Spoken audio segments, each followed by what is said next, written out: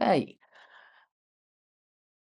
I can't emphasize enough for you guys doing the higher tier to be aware, and it does come up in the foundation tier as well, that these questions, when there are different items of different quantities, you cannot just go and add or subtract your densities.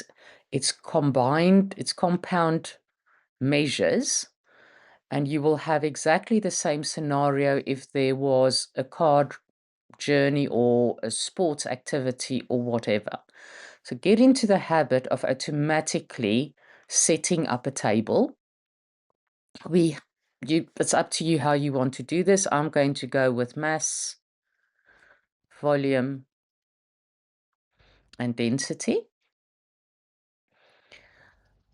The other trick I told you guys the other day is if they say the density is grams per centimeters cube, I can write down D equals G over centimeters cubed, which implies mass over volume.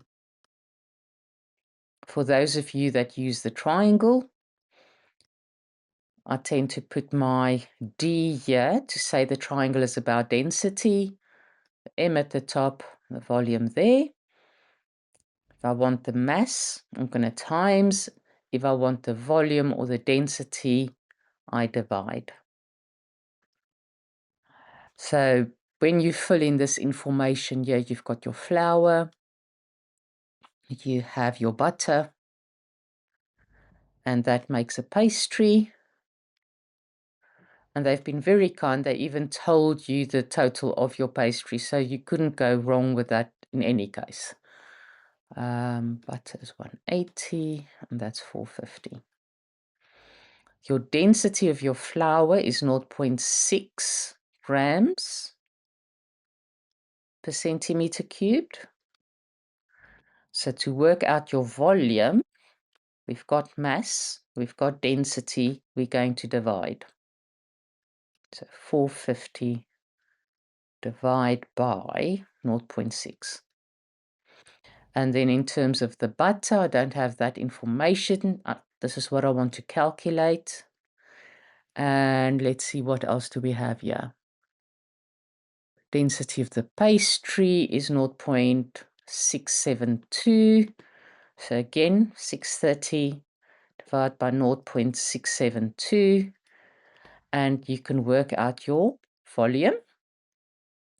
And therefore, you can then work out your density.